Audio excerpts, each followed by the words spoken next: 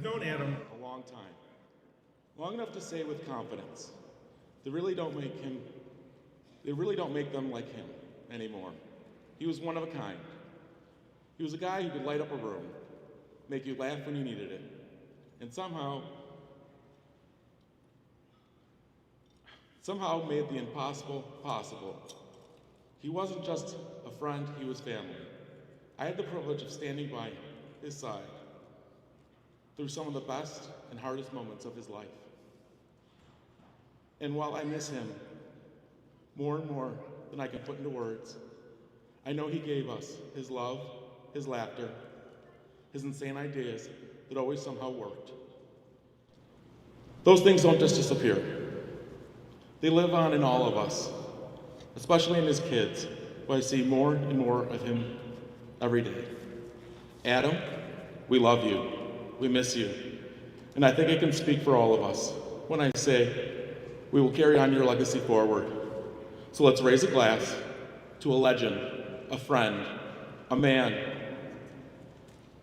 who made the most, who made the world a better place just by being in it. Salute.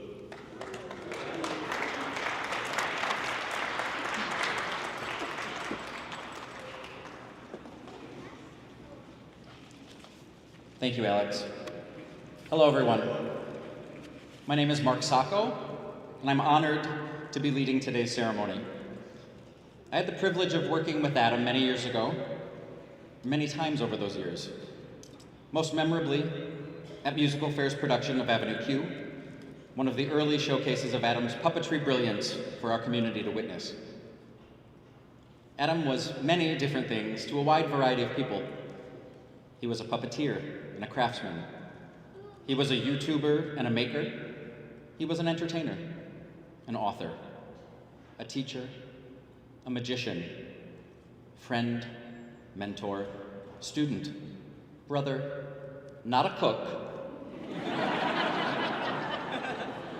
but a magic person, a puppet nerd, and most especially, a son, husband, and father. A life story is the collective story of everyone you've ever met.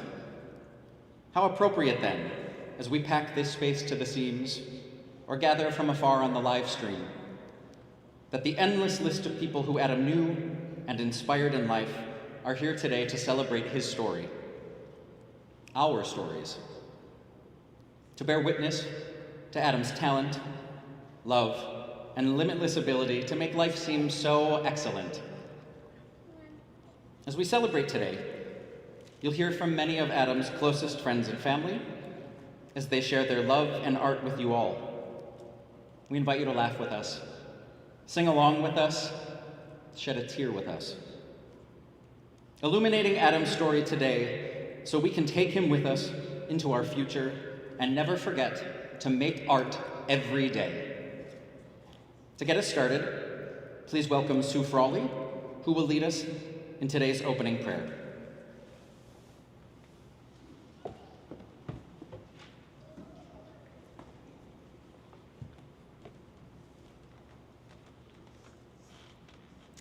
I invite you to join me in a moment of prayer, Adam and Maria style. O celestial sky, which we mere mortals look to for inspiration, comfort, and memory, you have gained another earthlight, and that grieves those of us left here on this plane. But it is in hope and faith of many routes and travels that tells us that earthlight joins Hubble and the many stars that illuminate the night, all telling us that they are still here in spirit and in heart. This earthlight, this Adam, this creator of characters, voices, puppets, and family, carries so much love and admiration into that good night that he will shine brightly in the sky for us to find when we feel lost and alone. Blessings, amen and a women.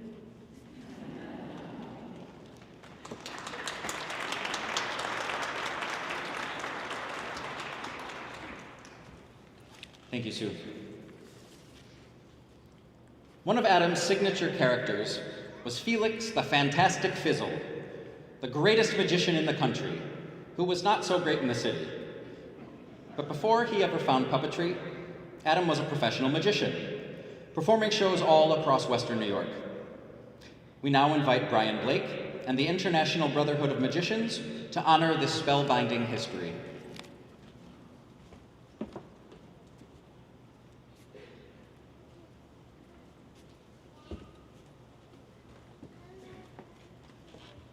Good afternoon. My name is Tony Weiland. I'm a member of the International Brotherhood of Magicians, the Gene Gordon, Carl Norman, Ring 12 of Buffalo, New York.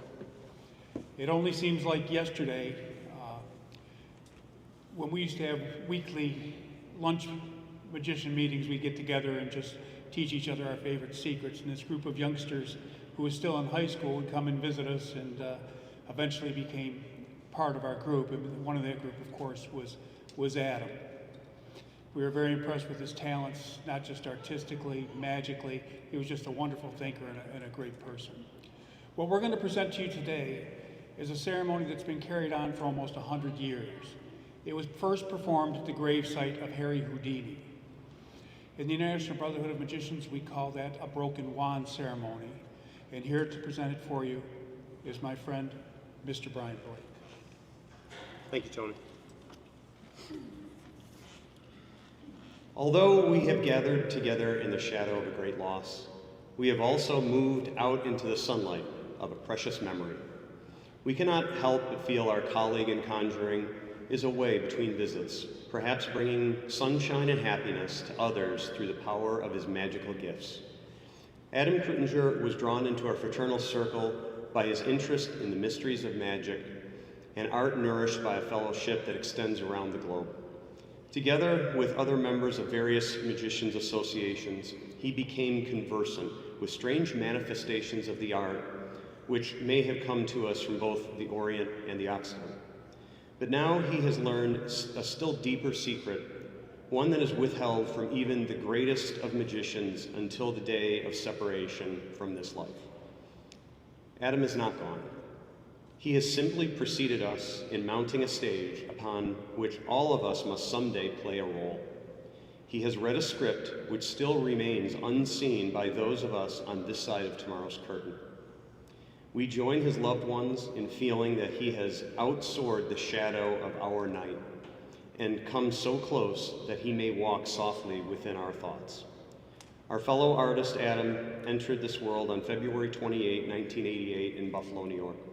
He completed this phase of his life on February 27, 2025, and now leaves the legacy of his influence and accomplishments.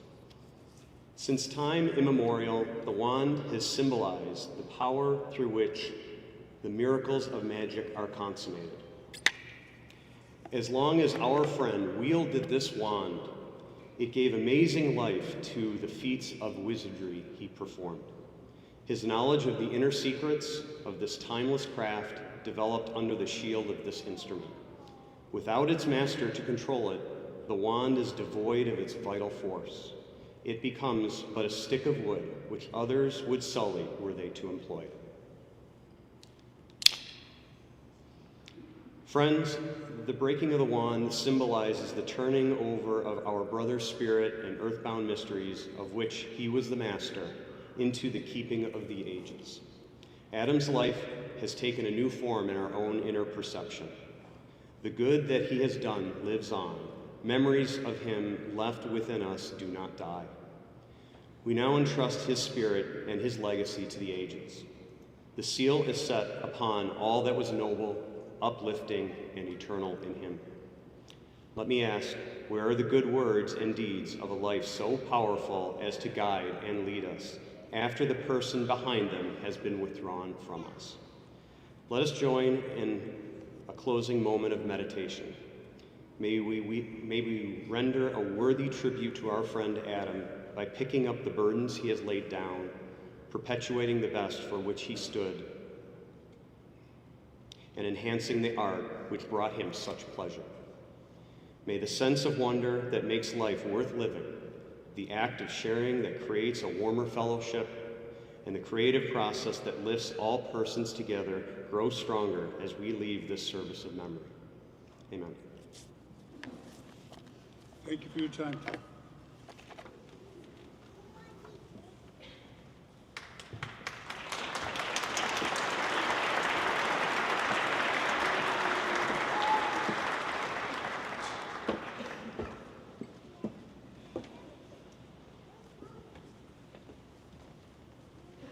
Thank you, Brian and friends, for that presentation. Adam frequently called our next presenter the greatest writer he ever knew. Please welcome Adam's longtime friend and collaborator, Aidan Ryan.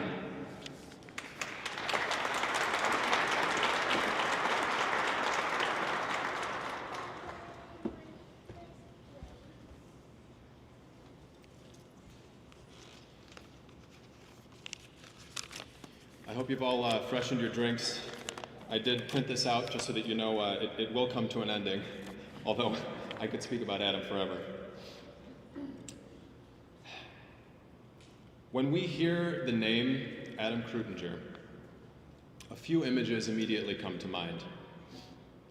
We might picture Adam elbow deep in a puppet with fingers that trained on card tricks, now manipulating a felt mouth and big expressive eyes. We might picture him facing the camera in his iconic puppet nerd studio, or we might picture him in an art classroom, striding among tables of delighted students, paint on his smock, sunglasses in his silver hair. And we might picture him in full Halloween regalia with his wife Maria and children Fred and Ernie, dressed as the cast of Little Shop of Horrors or Sonic the Hedgehog. I cherish all of these images, all of these versions of Adam. But when I hear his name, the first thing that comes to mind is Adam on a bicycle. And not just any bicycle. Let me explain. It was in the spring of 2016. Adam and I had been friends for less than a year, but had bonded quickly as teachers at St. Mark's School in North Buffalo. With Jake, Erica, Bridget, and other friends when they chose to grace us, on Friday afternoons, we would leave aside our grading and march from Mess K to Del Denby's over the course of anywhere from 3 to 12 hours. Note, our Catholic school paychecks funded the renaissance of Hurdle Avenue. As the school year drew to a close, we looked forward to the Lionheart, St. Mark's annual fundraiser, built around a raffle featuring toys, trips, sports paraphernalia, the latest grilling gadgets, an intimate dinner with Father Joe. It was a classic festival of social inversions, like the Roman Saturnalia, which saw the heads of Rome's noble families serve elaborate dinners to their own household servants. At St. Mark, one might say the Rome of North Buffalo, the pre-teens that for 9 months had tormented us circulated with silver trays of canapes. Parents that just a day or two before had haggled and wrangled over every B- poured us triple G&Ts at the open bar. Look, it's easy to say Adam was in his element because he was almost always in his element. Life was Adam's element. But at the Lionheart, he was really in his element. Adam was every kid's favorite teacher. And sure, he didn't have to fail anyone, but it's not just because he was the art teacher. Somehow, he was the cool art teacher, all the way from kindergarten to 8th grade.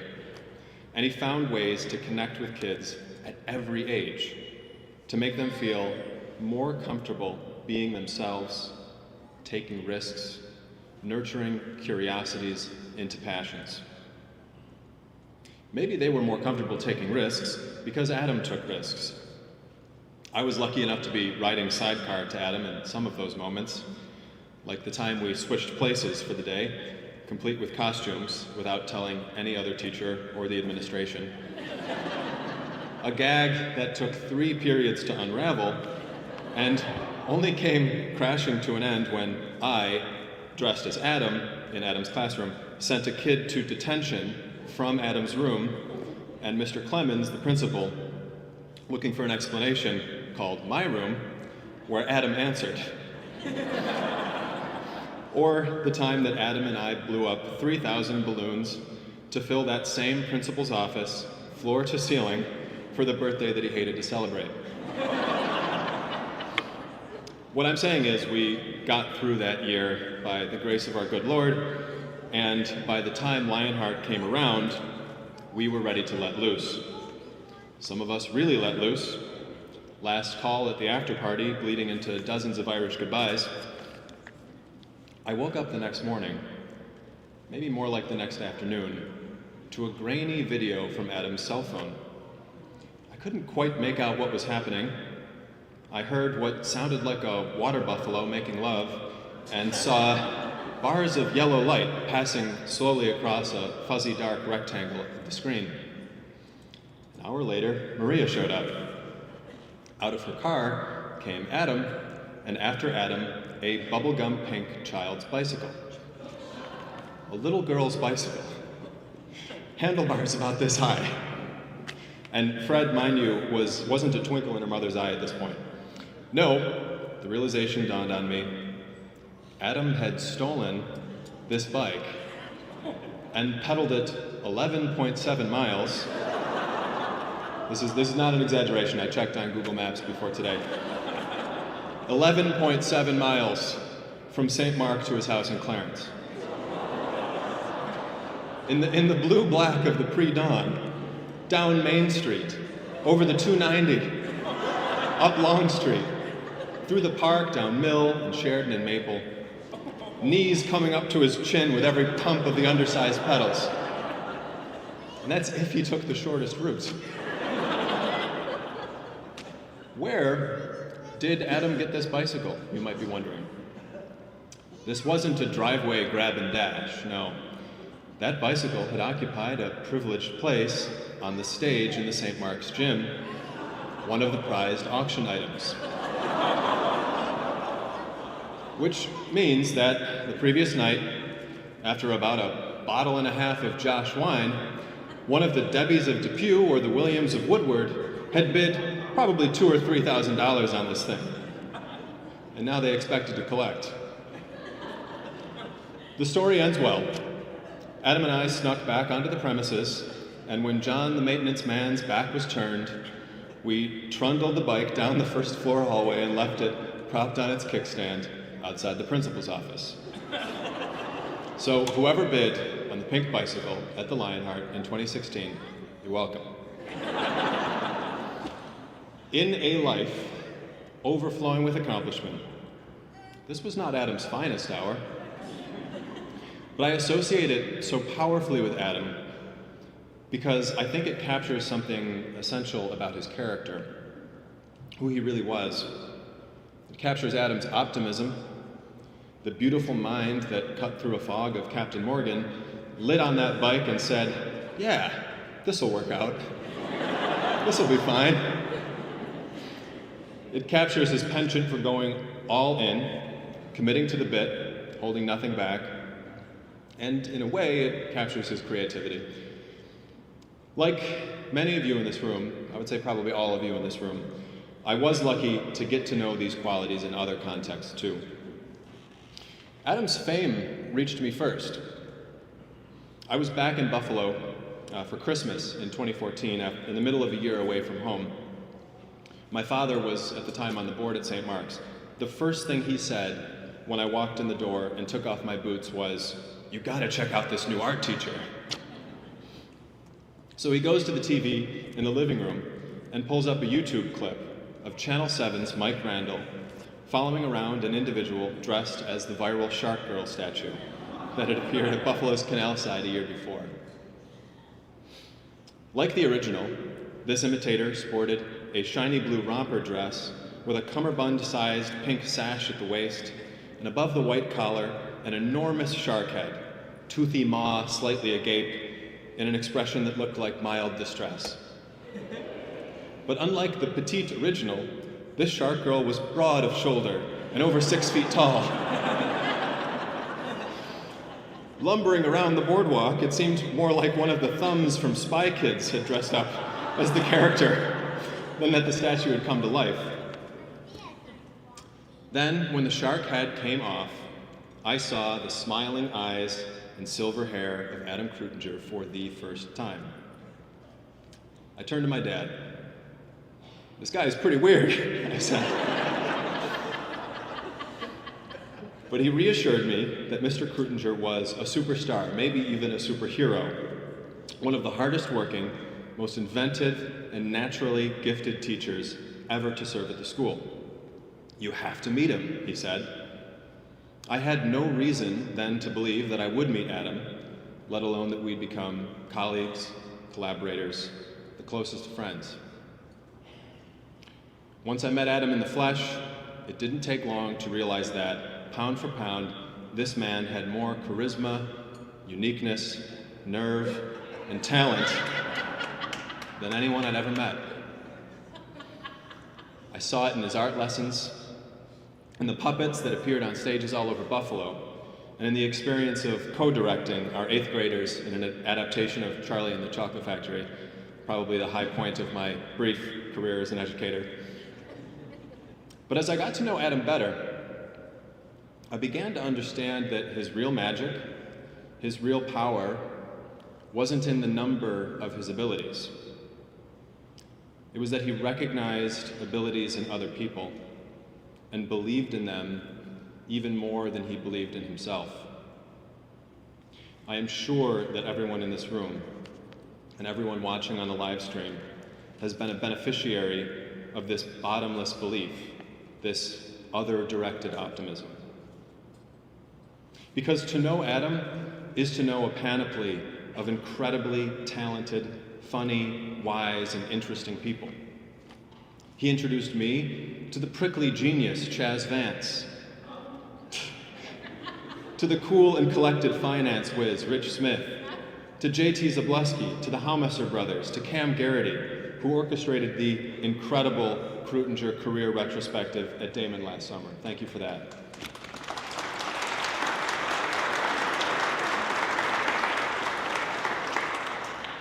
And to the mysterious and elusive, my roommate John.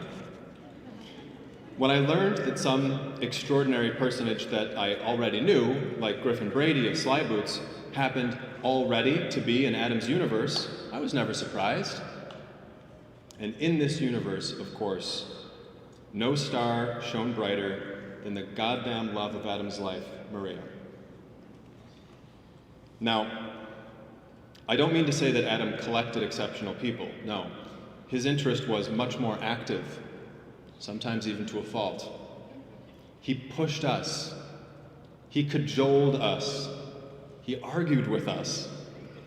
He agreed to disagree, and then came back with another angle.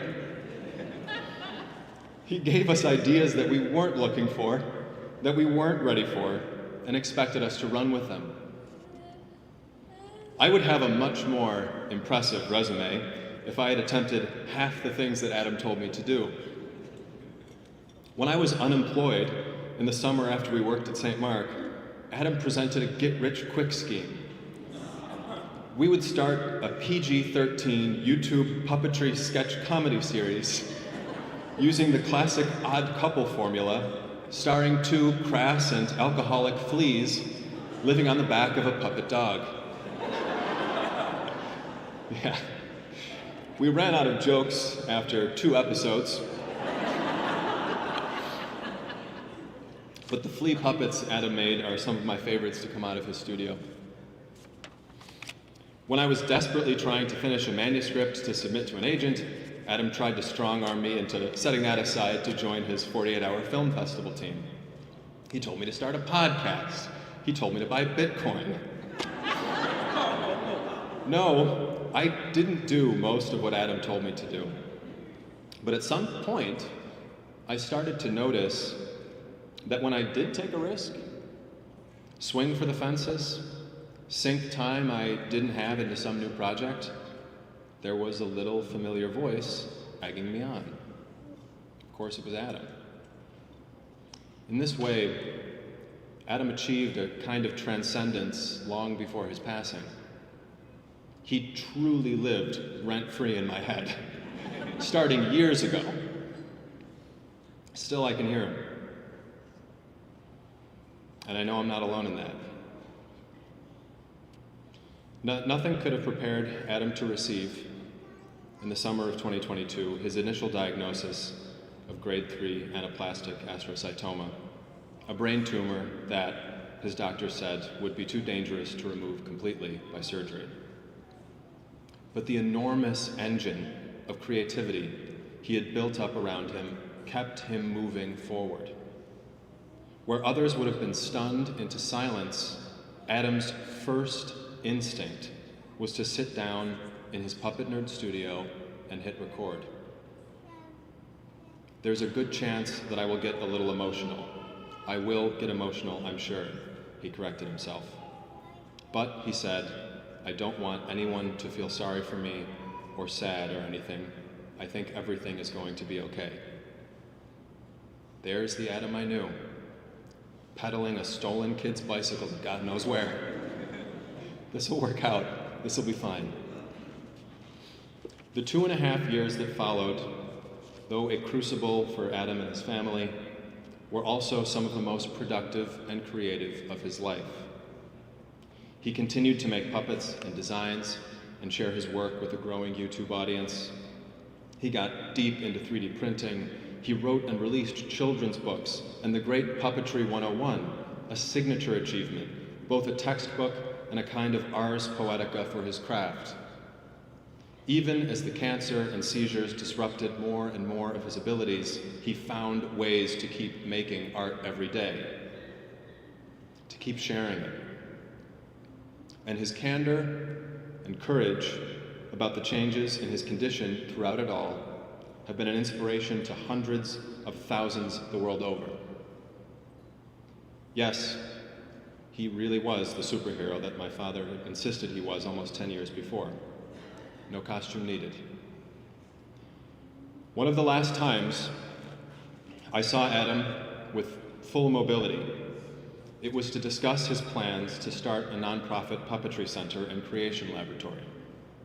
He revealed a full business proposal, a list of potential funders, a board and a location picked out, a former Quaker Steak and Lube building on Transit Boulevard, now empty. We visited it that day, walked the perimeter, and peeked into all the windows as Adam discussed where he'd place racks of fabrics, camera rigs, monitors. Would it be called the Adam Kreutinger Puppetry Center? No, that wasn't Adam. He'd call it Bop or Do. Pinning his hopes to a clinical trial after more than a year battling his cancer, Adam wasn't thinking about his legacy. He was thinking about his last and lasting gift to all of us, to his friends and family, to Western New York, to the worldwide puppetry community, and it would be up to us to make something of it. Well, looking around this room today at Adam's creations and Adam's people, I am thinking about his legacy. I can't tell you today exactly what shape it will take, but I know that for every single person in this room, and for so many more who couldn't be here today, some portion of anything we make, anything we dream, anything we achieve will be Adam's, because he believed it first.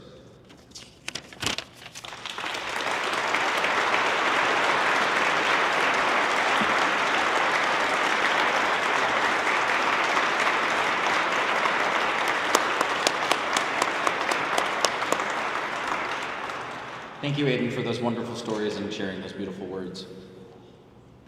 Now, to perform one of Adam's original songs, which he wrote for his character Hubble the Alien, Joe Donahue.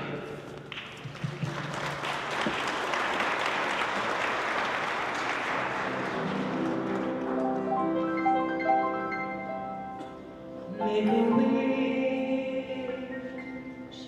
That's what they say you're supposed to do. Make a wish. I think that twinkle was my clue. I've searched far and wide, and from deep down inside, it's foolish to waste a chance to wish upon a star. But what do you wish for when you don't know who you are?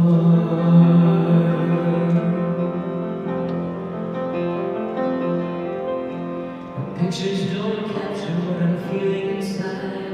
I'm starting to feel things that I don't wanna hide. Off the path, I've got nowhere to go. Looking back, not sure when I even started. Now I'm here, wondering what to do next. In a galaxy far away and uncharted, floating through space or drifting through space. A star is a star. We're all made of scars, so you can wish on yourself. Now I'm here, and suddenly it's crystal clear. I need to make a wish, find who I'm supposed to be. Make a wish to find my family. Now I see it with my eye. Let it echo in the sky. I don't have to search or climb. They've been here the whole time.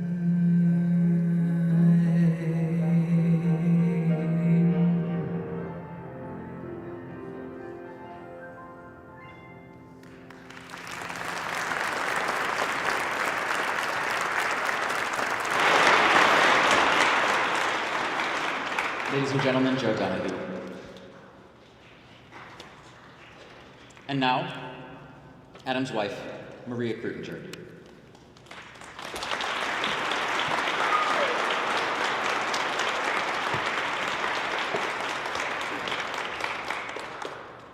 Hi. Yes, he will have the barbecue chicken sandwich, honey mustard, lettuce, tomato, pepper jack cheese on a wheat roll, sweet potato fries, unsweetened iced tea with lemon, light ice, no pickle. In our 22 years together, I don't think Adam ever ordered his own food at a restaurant. If I wasn't there, he would either call me to ask, "What would I want?" Or he would stand up from his seat and walk around the restaurant and point to what looked good to him. He never stopped for the opportunity to have coffee and a pairing. His favorite, a chocolate croissant, but not the chocolate flavored one, a plain croissant with the chocolate bits. To know Adam was to love Adam and all of his quirks. He thought deli meat was all raw, that bone-in chicken had warts, he had separate stomachs for different kinds of food, and that me eating peanut butter during my pregnancies would prevent our children from having soft heads. Take that as you will, I have no idea. He was messy, but a super germ freak. He hated the texture of raw apples. His favorite color was deep maroon. He took much longer to do his hair than I. And yes, it was naturally gray because of me.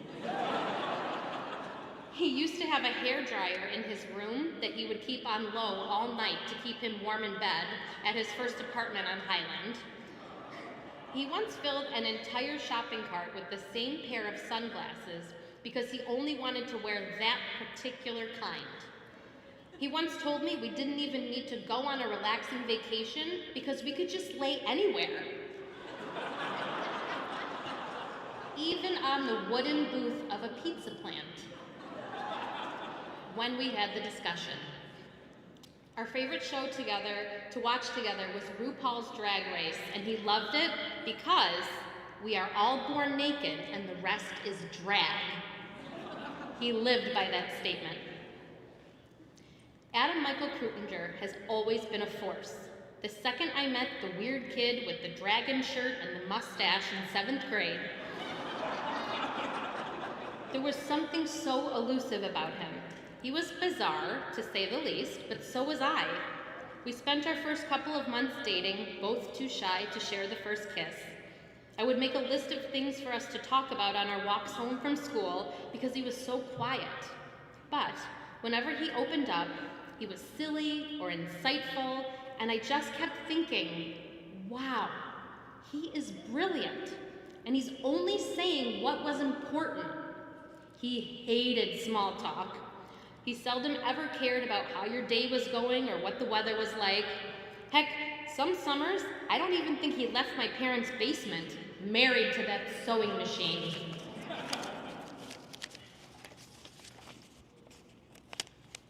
Sorry. I didn't bring a stapler. But now I understand why he hated all of that nonsense. He had work to do, and he always knew that he had a very short deadline. He always told me, as he put it, he put his hands on the front of his head and he said, "Oh, I'm never going to make it to 37. I would whack his arm and tell him not to speak of such nonsense. We would be together forever. But he knew. He always knew his life was going to be cut short. He went from airbrushing to duct tape fashion, to magic, fashion design, sewing, to puppetry, then making puppets and a wedding dress, then to a vlogger, an author, a teacher, and what was most important to him, a father. After we dated for 15 years, I was actually in shock that he proposed. 15 years of being comfortable together, growing and changing. Talking or not talking was what we always did best. Me, my mouth moving 100 miles a minute, and him calming me down or asking me, "Is this something you want me to solve or something you want me to say, 'Don't worry about it, babe'?" After our monumental wedding, we spent our honeymoon a year later in Jamaica. Of course, he vlogged the journey. I was aggravated because I'd much rather be on stage than have a camera shoved in my face. But now I understand why he did it. He knew. He always knew. On our honeymoon, Adam told me I had to be a mom. It was what I needed to do. I hesitated. And 9 months later, we had our Jamaican smile. Miss Winifred, truly.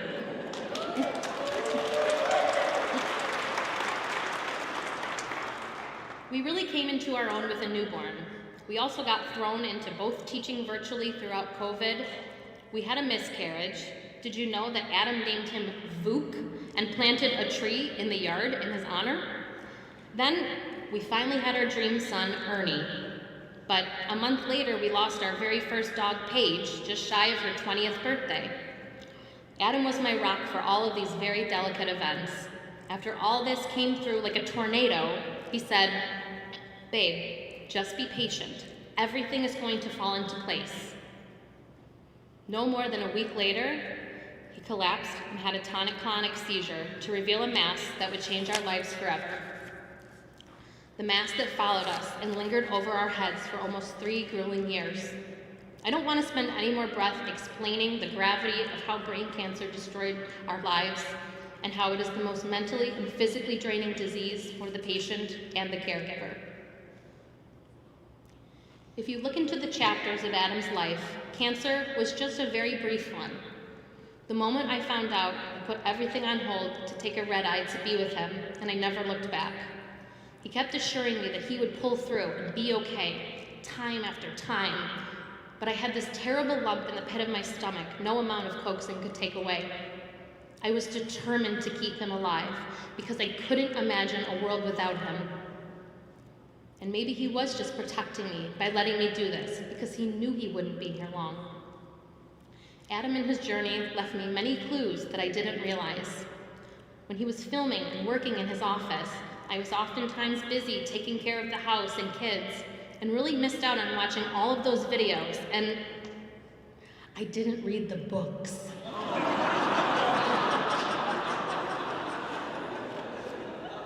I'll get there.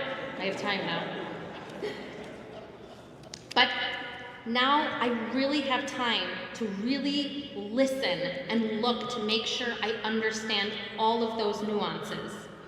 Finding his things, and boy, did he have a lot of them, showed me that he made sure his legacy would carry on. A couple of days before he passed away, I found a shared note on my phone with Adam's words of inspiration. I read them to him, feeling so inspired, and asked, "Oh my gosh, did you write this?" He confidently said, "Yes," and then he fell asleep. Would you like to hear them? Yeah? Okay. Don't share them with anyone. Only for like you 700 people, okay? Here we go. It's not puppeteering, it's performing. It's not performing, it's living. It's not living, is it authenticating? What is worse, knowing you are being taken advantage of, or not knowing you are being taken advantage of? Any philanthropists want to sponsor the life of an artist? Not a long commitment. If acting is really reacting, and all puppeteers are actors, is puppeteering just reacting? Where does animating and animation fit in here? I wish Birds Aren't Real was a Black Mirror episode. You can't be rich with time, but you can have a wealth of time. I'm not doing anything special, I'm just doing. Everything happens in one spot. Every problem is a language problem. Language is messy. Don't define words other people use. Language is messy. Listen to understand, not to define. Can you perform something twice? Or is every performance its own experience? Don't waste physical resources on ideas that only you see value in. Use time instead. Money is a battery. I work hard on the things I love, so I don't have to waste time doing things I don't love. You give things you don't like power by responding to it. Any tools can be used for good or evil. This use has great potential to assist people who have disabilities you can't see. You can't ignore things you don't like, or you will become ignorant. Pay attention, but don't give it attention. We need laws on owning our own data. I highly recommend books by Andrew Yang, especially The War on Normal People. Parody works best when it's used to tell an original story. Only be closed-minded to the idea of being open-minded. Things don't have to be the same. Everything takes place in consciousness. I am inspired by authenticity no matter what you believe. There is art to recognizing art. Live in the gray. Life is dying. Living is play. Live in the gray.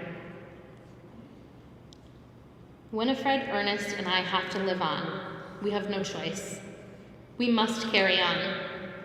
My hope is to inform and help the people who may be going through this awful disease. We have collected so many interesting characters on our journey through cancer, and sometimes Adam would tell me he was glad he had cancer, because he was glad no one else had to endure what he was going through. That's the kind of person that he was. And I hope we can all learn the importance of helping out others and sharing your journey with the intent to inspire and help. Time is short, but it's not about how much time we have. It's about how we use it, and to use it wisely with all your art. I mean, heart. Thank you.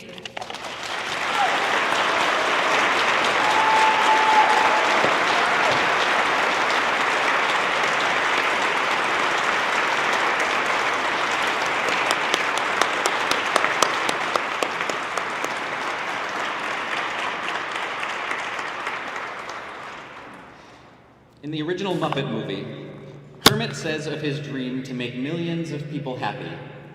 That's the kind of dream that gets better the more people you share it with. Here now, singing one of Adam's favorite songs from that movie, are the people who most frequently shared in Adam's dream. Cameron Garrity, Zach Helmeser, and some friends.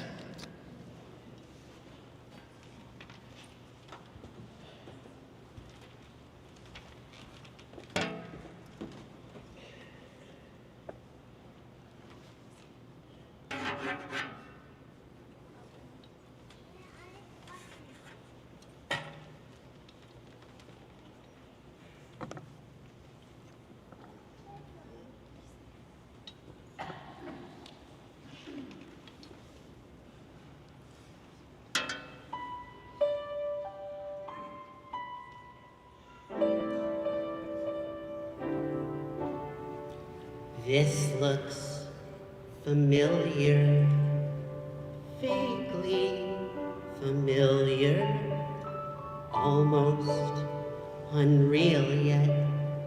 It's too soon to feel yet, close to my soul, and yet so far away. I'm going to go back there someday. Sing with me, Sebastian. Right. Sun rises, night falls. Sometimes the sky calls. Is that a song there? Or do I belong there? I've never been there, But I know the way. I'm going to go back there someday. Come and go with me.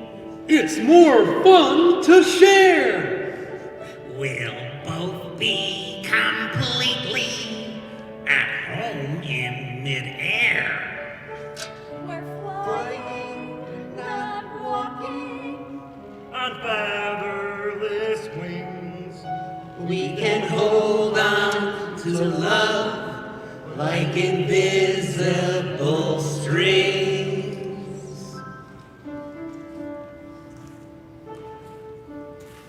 there's not a word yet for old friends who've just met. Heart heaven, heart space, or have I found my place? You can just visit, but I plan to stay. I'm going to go back there someday. You can just visit, but I plan to stay. We're going to go back there someday. Come on, everyone. You can just visit, but we plan to stay. We're going to go back there someday. We're going to go back there someday.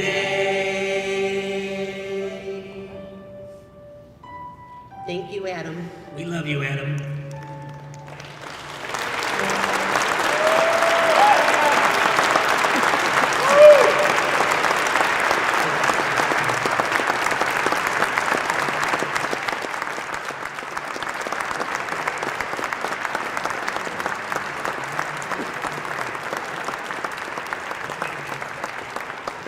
That was really beautiful.